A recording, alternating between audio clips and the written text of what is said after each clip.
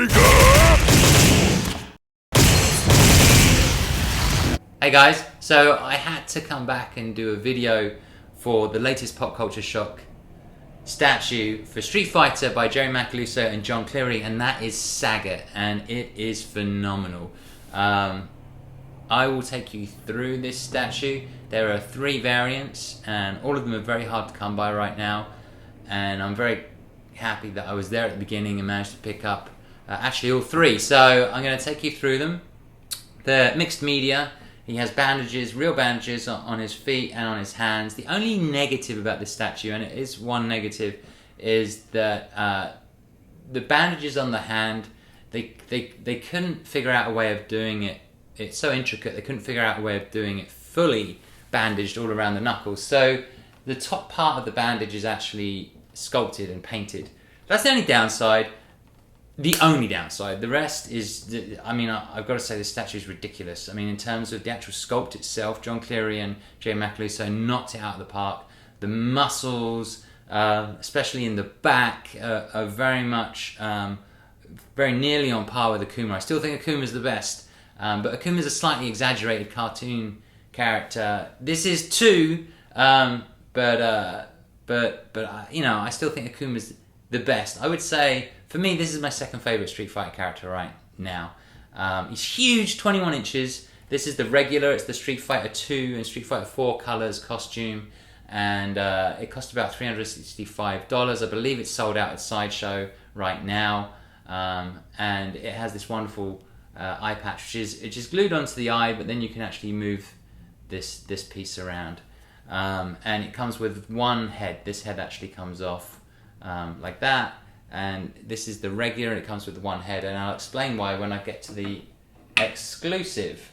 On the secondary market right now, who knows what this would cost. I think probably 500 plus, maybe 600, 700, but only time will tell. People are very excited about this statue right now, and I suspect they will be coming out of Comic-Con as well. Alright, okay, so this is statue number 2. This is the exclusive. There were 350 of these made. It's sold out in a couple of hours, I believe, on the Sideshow website. It certainly did it in the first day. It's the alpha colors. Now, what you'll notice is the head is different. There are actually 2 heads for this version. It costs $380, I believe. And it has this growling head with the teeth. Now, the story behind that is that when Jerry went to meet with Ono, is actually Ono who approves these statues. Ono didn't like the growling face as much as just the grimace. He didn't think it was in the style of Street Fighter 4, so you know he's been working on that game for don't know how many years, and so he has a very specific idea of all of the characters. And he just felt that Sagat is more composed, I believe, than to have like a real outrageous growl. So the way Jerry actually got around it was he said, well look, why can't I do an alpha exclusive? And alpha was when these characters were younger, so perhaps Sagat was a little bit less composed back then. Perhaps he was an angrier character, and actually he is. If you go back and if you read some of the Udon books, he's a really interesting character, but certainly as all these characters get older, they became more composed. Anyway, that's the story as I understand it, having put the pieces together from speaking to Jerry at Comic-Con and from reading on the forums, etc, etc, etc. So this is the only version with 2 heads. It has the growling and it has the grimacing. It has the yellow shorts, and this is probably the most sought after one, although I'm going to show you the Pop Culture Shock exclusive version, which is probably worth more because it's rarer. So this is the alpha version, and probably the secondary market value of this right now is I mean between $800 and $1,000, I think. But you know, if you can get it cheaper than that, then fair play to you, you should get it. It might be that the price will calm down in a month or so once the hype is gone, or it might just keep going up. We don't know, but it is it is definitely, in my mind, one of the best Street Fighter statues that have ever been produced. Alright, let's move on. Okay, so how about this? This is the Street Fighter 4 alternative costume version, and it's pretty damn ridiculous. Look at it, it's just so awesome. So it's the one with the leggings, and he has the blue with the green stripe, and I have to say these leggings are awesome. They're really tight on his muscles.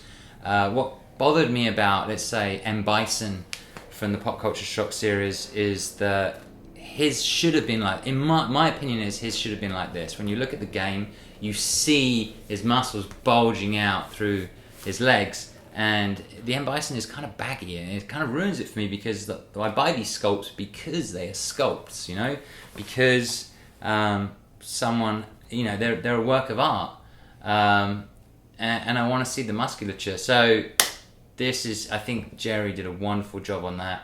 And then you've got I keep calling it a bandana, but essentially it's an eye patch, you know, with not the traditional eye patch. It's kind of like I guess it is kind of like a bandana going across one eye, which can be moved. You can actually take this off, and there he is. You could, if you wanted to display him with two white eyes, you could do that. I think you can see him just there. Not that I would ever do that, to be perfectly honest. This would have been cool. It would have been nice to get the growling head, but we've talked about why that didn't happen. There are only 85 of these in the world, apart from artist proofs. There's like 10 or more artist proofs, but it's ridiculously hard to come by. It cost about 300. I think it was 380 when it first came out. It depended on the payment plan that you had. It was a mad rush to get one of these, because Jerry did it through his legendary email system. I was lucky to get one, really lucky to get one, to be perfectly honest. So, I mean, secondary market value for this one, who knows right now? I mean, people are trying to sell it for $2,000. I think a few have been sold for, I want to say, $1,200.